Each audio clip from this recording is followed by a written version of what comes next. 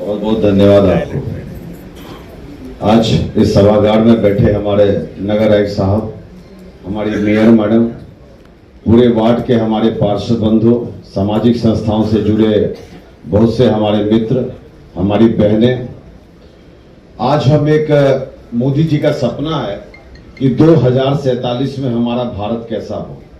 और सच पूछिए तो इस 2047 के हमारे भारत में हमारा राज्य उत्तर प्रदेश का 2047 का विजन कैसा हो, वो एक सुझाव है।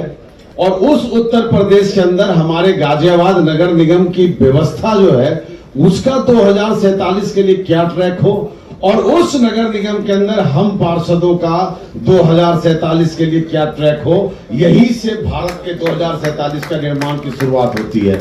मैं पहली बार तो नहीं, मैं तो बहुत जुड़ा रहता हूं और मुझे टेक्निकल डिस्कशन करने का बहुत आदत भी है, क्योंकि मैं ऐसे भी इंजीनियरिंग बैकग्राउंड का इंसान हूं। मैं अपने आप में गर्वान्वित महसूस करता हूं कि मैं गाजियाबाद नगर निगम का हिस्सा हूं। जो एक प्रारूप है, जो एक सोच है, जो एक चिंतन है, जो हम पार्षदों के लिए या नगर निगम के लिए बनाई जाती है, हमारा गाजियाबाद नगर निगम उससे कोसों दूर है। हम आज डिजिटल फॉर्मेशन की ओर जा चुके हैं। बहुत सारे परिवर्तन हम देख रहे हैं और बहुत सारे परिवर्तन की आवश्यकता है। नगर आयुक्त साहब, मेयर साहब, अभी आपने एक शब्द लिखा, आत्मनिर्भर उत्तर प्रदेश। हर किसी के हाथ में मोबाइल है और बड़ा अनफॉर्चुनेट है कि हमारा व्हाट्सएप भी अमेरिकन बेस है, हमारा फेसबुक भी अमेरिकन बेस है, और जिस प्ले स्टोर से हम कोई ऐप डाउनलोड करते हैं वो भी अमेरिकन बेस है। मतलब हमारे हाथ में अमेरिका घूम रहा है। मैं चाहता हूं कि हमारी गाजियाबाद नगर निगम हिंदुस्तान की पहली नगर निगम बने जो अपने नगर निगम के सभी स्टाफ को, सभी पार्षदों को, मेयर को, नगर आयुक्त को, हर किसी को भारतीय ऐप से जोड़कर आत्मनिर्भर भारत का संदेश पूरे भारत में दे। हम चाहते हैं ऐसा होना चाहिए, और आपके रहते उम्मीद भी, आप दोनों जैसा इंजन है इस नगर निगम के, उम्मीद है कि ऐसा होगा। अब हम यहां से शुरुआत करते हैं। अपने 2-4 मिनट बोलूंगा, 5 मिनट का टाइम मिला है, 1 मिनट भी ज्यादा नहीं लूंगा, ये तय है। दोस्तों, हमारा जब हम किसी शहर में जाते हैं तो अब हमारी आंखें ना वहां की सफाई को देखती है, वहां की जल की व्यवस्था को देखती है, और उससे हम अपने आप को तुलना करते हैं। कभी कभी तो गर्वान्वित महसूस करते हैं और कभी कभी थोड़े मूर्छित भी हो जाते हैं।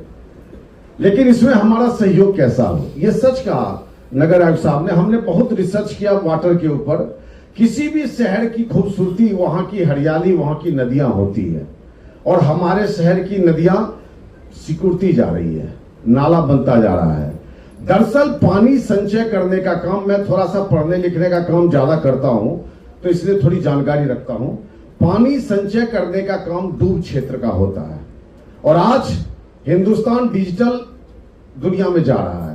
डिजिटल मतलब क्या होता है? सिग्नल आइदर 0 और 1, एनालॉग नहीं होता वो।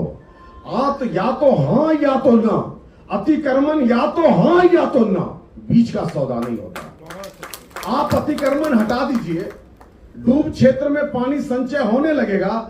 जो 2300 TDS का वाटर है वो देखिए, बहती नदी में कभी भी जल संचय नहीं होता है।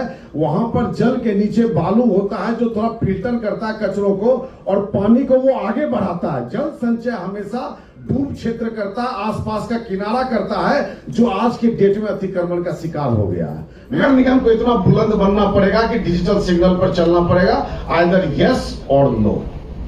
हमारा इससे जल में बहुत, अब आप देखिए गंगा जल हम कई क्यूसेक पानी लेते हैं, पानी बहुत मुश्किल से पहुंचता है, बहुत महंगा पहुंचता है। मैं नगर आयुक्त साहब को अपनी चिंता व्यक्त कर रहा था। अगर हम एक दिन में 100 लीटर हर एक व्यक्ति इस्तेमाल करते हैं जल का, पहले मैं जल पे थोड़ा बोल लेता हूं, फिर पानी उस बाकी चीज पे आऊंगा। अगर हम 100 लीटर जल का इस्तेमाल करते हैं तो आप उसमें वॉच कीजिएगा, मात्र 15 लीटर पानी आप पीने का इस्तेमाल करते हैं। बाकी के बाकी आप या तो फर्श में करते हैं या बर्तन धो रहे होते हैं, वो जो जिसको हम गंगा माँ कह रहे होते हैं, और गंदगी को साफ करने में कर रहे होते हैं। हमने सर से निवेदन किया, आपने भी फिल्ट्रेशन शुरू किया है, ट्रीटमेंट शुरू किया है। हम पहला एक इस तरह का मूवमेंट चलाते हैं और हम चाहते हैं किचन में गंगा जल जाए, और बाकी का जो हमारा ट्रीटेड वाटर है वो लोगों के सीवर मैनेजमेंट में जाए, और वो पानी रोटेट होते रहे। तो हमारा जल का बहुत बड़ा समस्या। देखिए भगवान ने अटूट जल दिया, प्रकृति ने बहुत जल दिया है। इसके दोषी कौन है? प्रकृति दोषी नहीं है, प्रकृति ने तो हमें बहुत जल दिया।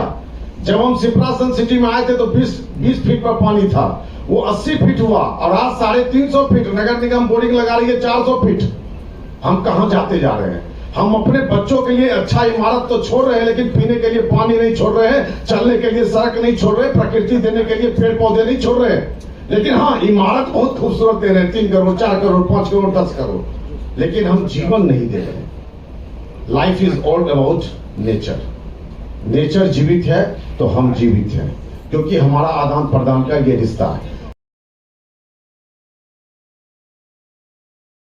मैं अनुरोध करना चाहूंगा, एक सुझाव देना चाहूंगा कि आप जल के ऊपर एक बहुत बड़ा थिंक टैंक लीजिए, हर एक पार्षदों से, हर एक जागरूक इंसानों से उसके ऊपर एक स्टडी कराइए। और मैं दावे के साथ कह रहा हूं कि हम 90% ऑफ वाटर सिर्फ आपके इनिशिएटिव से बचा सकते हैं और हमारे देश का बहुत बड़ा कल्याण हो सकता है। गाजियाबाद पहल करेगा तो पूरा हिंदुस्तान पहल करेगा। आप किसकी ओर आगे बढ़े। तीसरी बात, सर मैं आरटीआई एक्टिविस्ट तो नहीं हूं, आप जानते भी हैं। मैं अक्सर देखता था, मैं थोड़ा सा भटकता रहता हूं। मैं नदी के किनारे गया तो मैंने पानी लिया, उस पानी को लेकर मैं सीरम लेबोरेटरी में टेस्ट करवाया। आप विश्वास नहीं करेंगे, उसकी जो टीडीएस लेवल थी, जो ऑक्सीजन लेवल थी, जो भी उसके कंटेंट होते हैं, जो पीएच वैल्यू है, जो आपको दिखाया जाता है उससे बहुत ज्यादा। मैंने सर को वो रिपोर्ट भी सौंपी, फिर आरटीआई लगाया तो पता चला कि जो हमारे पहले लोग काम किया करते थे, उन्होंने कभी इस बात को ध्यान नहीं दिया कि एसटीपी चलाकर क्या हम पानी को भेजते हैं नदियों में, या हम एसटीपी को बाईपास करके भेजते हैं। मैंने सर के पास रिपोर्ट दिया, सर ने उसके ऊपर जांच भी बैठाई है। और आजकल आपको बताते हुए मुझे प्रसन्नता हुई, किसी को प्रताड़ित करना मेरा लक्ष्य नहीं है, मेरा लक्ष्य है कि सिस्टम में सुधार होना चाहिए। और आजकल मैं सर देख रहा हूं कि वो सिस्टम में सुधार आया है। ये सब चीज क्या करेगी? हमारी पानी की गुणवत्ता को सुधारेगी। क्योंकि अक्सर बिजली बचाने के लिए, मैन पावर बचाने के लिए, कोऑर्डिनेशन बचाने के लिए हम डायरेक्ट बाईपास कर दिया करते हैं। उसको रोक के इससे हमारा सुधार होगा। इस पर भी विशेष ध्यान देने की जरूरत है। और तीसरी, पानी के अंदर जो सबसे इंपॉर्टेंट है, आप देखेंगे कि शहर में हर जगह नाली बना हुआ है।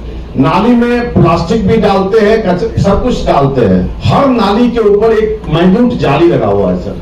वो होता क्या, जब पानी ट्रेवल करता है तो जाली क्या करता है कि सारे कचरे को ऊपर में जो छोटा छोटा पार्टिकल है, जो कि आपके पेट को, अतरी को, बीमारी को खराब करता है, उसको रोक लेता है। और फिर वो जो नीचे नाली का स्तर है वो गंदा होने से बच जाता है और वो जाके ट्रीटमेंट प्लांट में मिलता है। सीएम ग्रेड, बहुत बहुत धन्यवाद सर। तो ये मुझे बहुत अच्छा लगा कि हम छोटे छोटे चीजों को कैसे सुधार कर सकते हैं सर। ये तो हमारा पानी के ऊपर हुआ। पॉल्यूशन, आपने ठीक कहा। इंदिरापुरम के अंदर मैं जब किसी को देखता हूं कि आधा किलोमीटर चलना है, 100 मीटर चलना है, 50 मीटर चलना है, वो अपनी गाड़ी का इस्तेमाल करता है। वो कहता है कि बच्चों को चलने के लिए सड़क पर जगह नहीं है, कोई एक्सीडेंट न कर दे, इसीलिए मैं हमेशा, जब पब्लिक को दोष नहीं देना, कभी कभी हमारी व्यवस्था भी दोषी है, इसीलिए हम गाड़ी का भेजते हैं, गाड़ी से जाते हैं परचेजिंग करने। कारण क्या है? रोड है, रोड पर अतिक्रमण है, अतिक्रमण के बाद गाड़ी लगा देते हैं लोग और तब जाके मार्केटिंग करते हैं। तो एक रोड बचता है चलने के लिए, गाड़ी लेके चलने के लिए। अगर हम उसी डिजिटल फॉर्मेट का इस्तेमाल करें, नो अतिक्रमण तो नो अतिक्रमण, इसमें कोई समझौता नहीं, कोई बीच का रास्ता नहीं। और हमारे पास हिंडल के ब्रिज के नीचे बहुत सारा जगह है, एलिवेटेड रोड के नीचे, जहां हम सबको दे सकते हैं जगह, जहां पर लोग परचेजिंग कर सकते हैं, जा सकते हैं। थोड़ा चलना पड़ेगा तो लोगों को चलने का जगह मिल जाएगा। तो इस देश में भी लोग इस तरह से, जब ज्यादातर जो पॉल्यूशन कारण है। और दूसरी बात सर, हम ज्यादातर प्लास्टिक पेंट करते हैं सर। हम प्लास्टिक पेंट करते हैं इसीलिए, जैसे हम कहते हैं ना कि प्लास्टिक जन्म जन्मांतर मरता नहीं है, वैसे ही सर हम प्लास्टिक से जब पेंट बनाते हैं और घर को करते ही कुछ चमकता रहे, ज्यादा दिन तक चमकता, जो चीज ज्यादा दिन तक चमकता रहे समझ लो वो हानि दे रहा। वो जितना पॉल्यूशन का कंटेंट है सर, 2.5 और 10 जो भी है, वो प्लास्टिक क्या करता है, उसको एब्जॉर्ब नहीं करता, उसको रिफ्लेक्ट कर देता है। और रिफ्लेक्ट करने से क्या होता है कि वो हमारे जीवन में आता है। हम घरों के अंदर चमक दमक के लिए बहुत प्लास्टिक यूज करते हैं। एक्चुअली में नो प्लास्टिक यूज मतलब वो भी होता है जो हमें इस्तेमाल नहीं करना चाहिए। ये हमारे पॉल्यूशन को घर के अंदर बढ़ाता है। जो पहले दीवारें होती थी, जो हम करते थे, वो पॉल्यूशन को एब्जॉर्ब करता था। अब ये क्या करता, पॉल्यूशन को रिफ्लेक्ट करता है। ऐसे ही सर बहुत सारे हैं, अभी बहुत सारे वक्ताओं को बोलना है, बोलने लग जाए तो काफी लंबा लग जाएगा। मैं तो सच्चाई ये है कि आपका ये वीडियो देखकर और जो मैं अपने हिसाब से घूमता टहलता हूं, वो देखकर मुझे इतना एहसास हुआ कि हमारी नगर निगम बहुत बेहतरीन कार्य कर रही है। थोड़ा सा इनोवेशन की आवश्यकता है, वार्ड वाइज पकड़ने की आवश्यकता है, और एक एक वार्ड को उखाड़ के, तो देखिए परिवर्तन हमेशा दुखदाई होता है। जब देश गुलामी से आजादी की ओर जा रहा था तो सैकड़ों लाशें बिछी थी, तब जाके आज हम आजाद हुए। तो जब जब परिवर्तन होगा तो नालियां टूटेगी, खंडर बनेगा, गंदगी फैलेगी, और वो चीज लोगों को दुख देगा। लेकिन जब उसमें सुधार होगा तो सुख की अनुभूति होगी। सच्चाई तो ये है कि फ्लाइट को उड़ने के लिए आपने पूरा रोड तैयार कर दिया है, और उसमें मेहनत लगता है। What is life? Strength, weakness, opportunity, threat.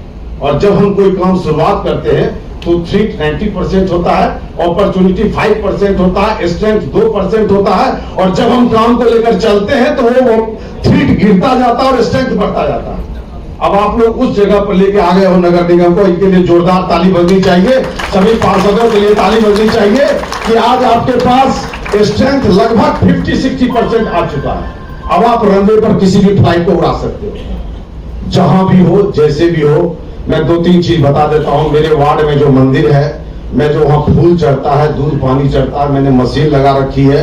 वो गैस भी बनाता है, जिससे मैं भंडारा करवाता हूं, और जो खाद बना कर देता है उसको मैं बगल के पार्क में डालता हूं। हम उसको जितना बचत करेंगे, हमारा बौद्धिकता, देखिए बौद्धिकता बहुत बड़ी ताकत है। ताकत रिक्शा खींच सकता है, टमटम चला सकता है, मजदूरी कर सकता है, लेकिन ये खोपड़ी पूरा देश बदल सकता है, चांद पर पहुंचा सकता है। तो हम गाजियाबाद को नगर निगम नंबर 1 को नहीं बना सकते हैं। जय हिंद, जय भारत।